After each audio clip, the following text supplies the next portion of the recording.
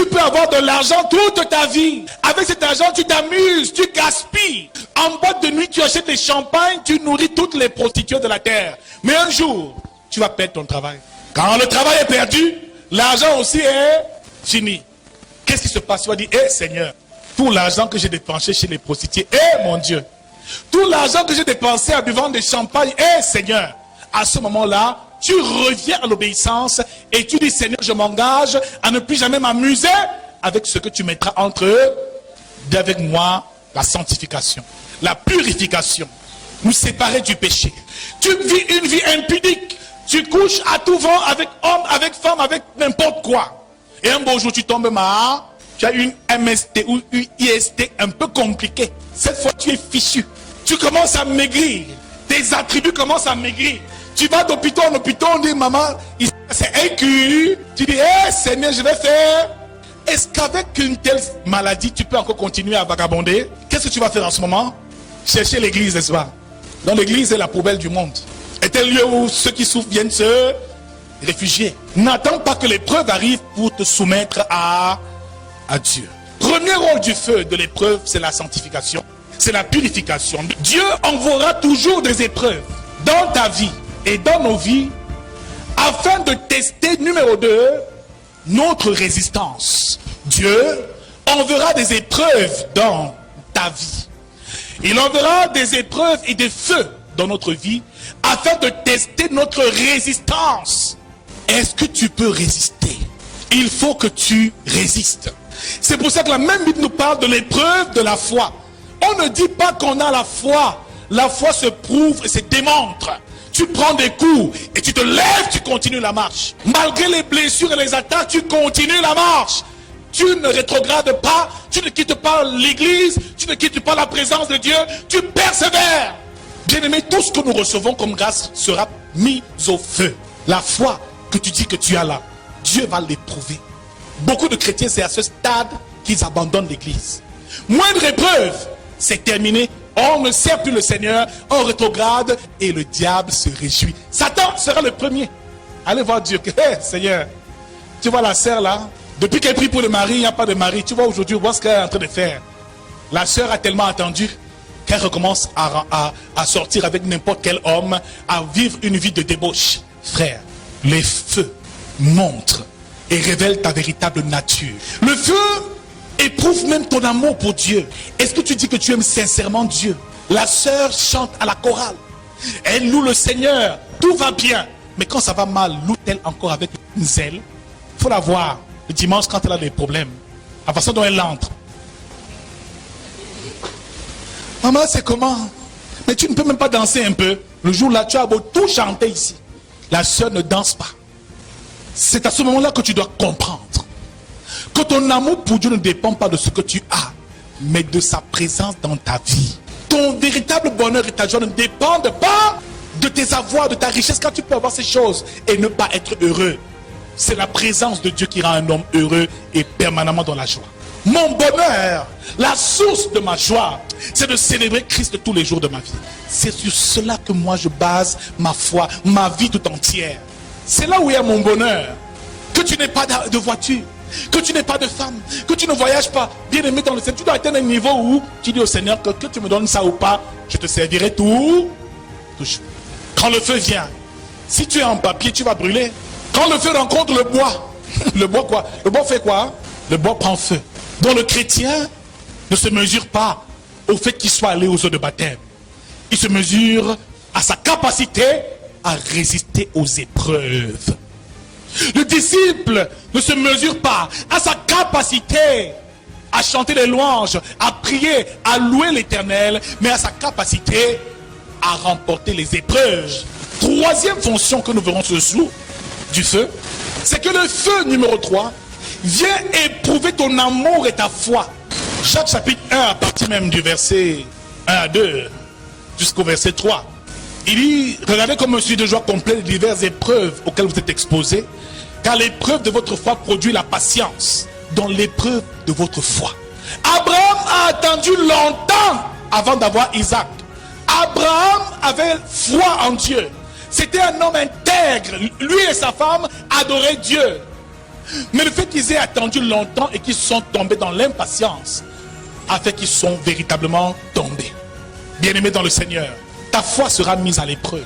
Le Dieu que tu sers veut voir si ta foi est entière et sincère.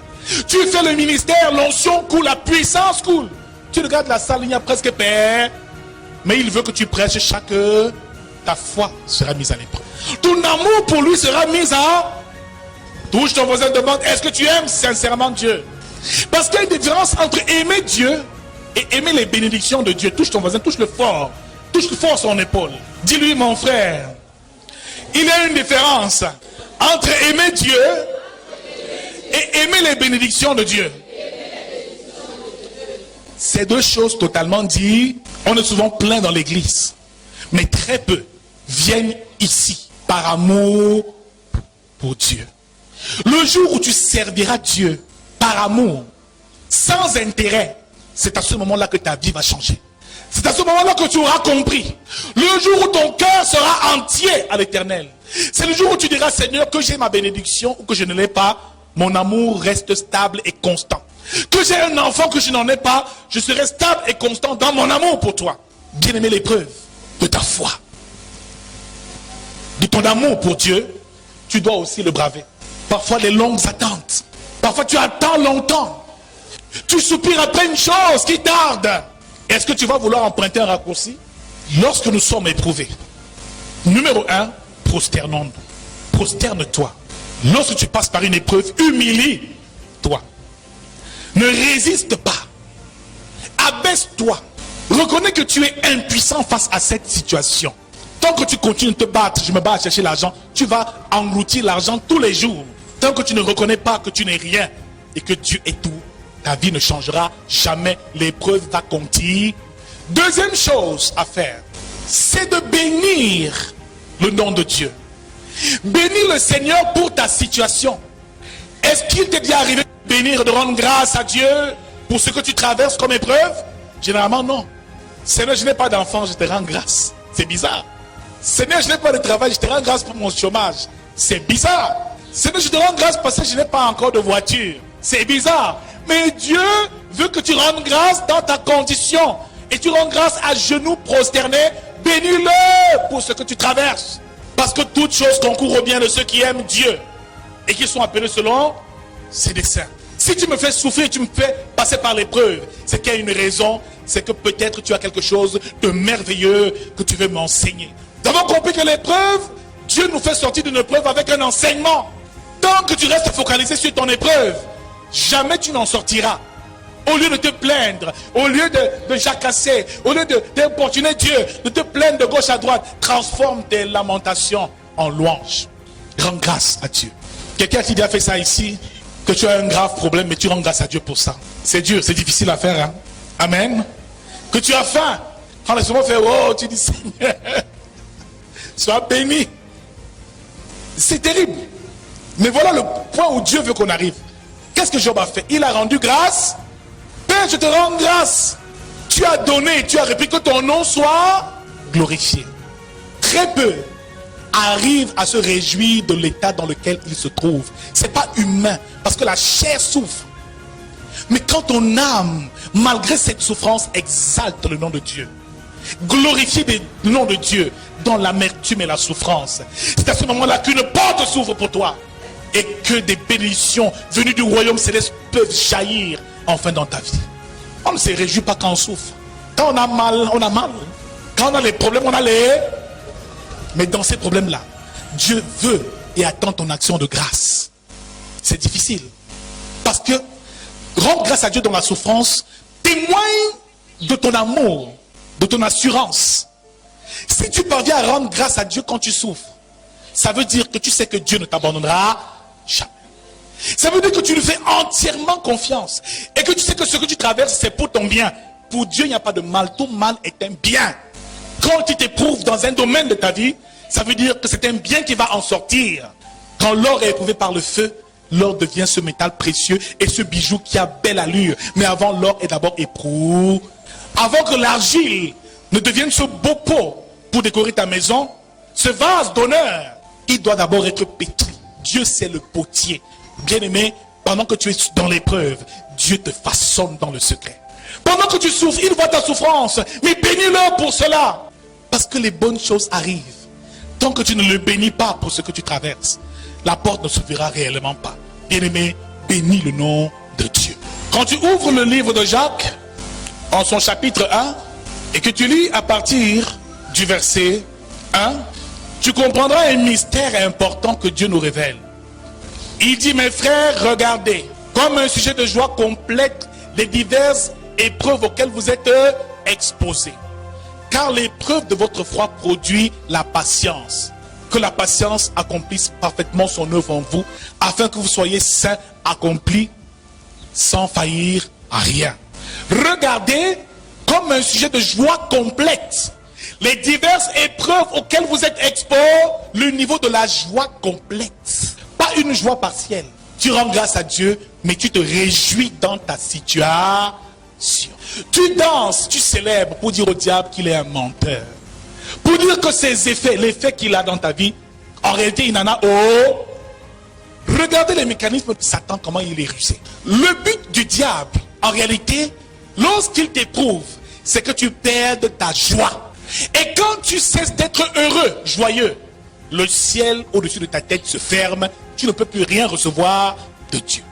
Satan, ce qu'il fait simplement, c'est qu'il retourne ta tristesse, ton amertume contre toi-même. Donc, ce qui sert de carburant au diable pour nous persécuter, ce sont nos pleurs, ce sont nos gémissements, ce sont nos lamentations, c'est nos inquiétudes, c'est la peur, la tristesse. Tous ces sentiments-là, frère, tu dois les mettre de côté pendant que tu es à l'épreuve. Tu dis, Satan, tu n'auras aucune de mes larmes. Alléluia. Satan, tu ne verras pas mes larmes. Pendant l'épreuve, ravale tes larmes. Pleure devant le Seigneur, oui peut-être, mais ne pleure pas face à l'œuvre de l'adversaire. Plus tu pleures, plus tu te plains, plus l'épreuve continue. Il se sert donc de ça pour nous persécuter davantage. C'est ça qui lui donne l'énergie. Donc à chaque fois que tu es triste, tu te lamentes par rapport à ta situation, lui, ça lui donne de l'énergie. C'est ton énergie que tu donnes pour qu'il te persécute d'avant. À partir de ce jour, la joie doit rester dans ton cœur au nom de Jésus. À chaque fois que tu t'attristes face à une situation, à chaque fois que tu t'inquiètes et que tu as de l'amertume, le diable continuera son œuvre et l'épreuve, la persécution grandira de plus belle. Frère, la joie complète, pas partielle, la joie complète. Dès l'instant où tu manifestes la joie devant le diable, il est impuissant, il perd sa puissance. Mais il te persécute et toi tu ris. Il va encore te persécuter parce que tu as compris, en fait, que quand il arrive, c'est parce que Dieu veut te faire passer à une étape sur. Lorsque Paul et Silas étaient en prison, qu'est-ce qu'ils ont fait? Ils ont loué Dieu. Donc c'est quand tu as les problèmes qu'il faut le plus danser à l'église. Toi-même me dérange ce matin. C'est quand tu as des problèmes de factures impayées, quand tu as des problèmes de santé, quand tu as des problèmes de célibat, quand tu as des problèmes de non-accomplissement, quand tu es rejeté, c'est là où il faut le plus louer Dieu. C'est quand tu souffres que tu dois montrer ta dernière danse devant Dieu. Et quand tu le fais, le diable fuit. Ça annule son pouvoir dans ta vie. Les gens qui viennent ici à l'église, ils ont tu vois, pendant tout le culte, le frère est comme ça. Tu repartiras avec le même fardeau. On dit Amen, il ne répond même pas Amen. Ah, j'ai des problèmes. C'est des règles d'abord, mais tu n'as pas compris que ça marche avec Dieu. Et dans le règne de l'esprit, la joie compte. L'action de grâce compte. Dieu, nous le bénissons déjà avant même qu'il n'ait accompli son miracle. Commence à éloigner la tristesse de ton cœur à partir de ce jour. Je ne sais pas ce qui te rend triste. Peut-être tu cherches un travail. Peut-être tu cherches à avoir de l'argent. Peut-être tu cherches des ressources. Une femme, un mari. Quel que soit ce que tu cherches. Quelles que soient les situations que tu traverses. Atteins la joie complète. Maintenant lève-toi sur tes deux pieds. Dis-lui je suis heureux. La joie est mon partage. La joie est mon partage. Dans ma situation, je reste joyeux. Rien ne m'empêchera de louer mon Dieu. Rien ne m'empêchera de le célébrer. Rien ne me séparera de l'amour de Dieu. Au nom de Jésus-Christ.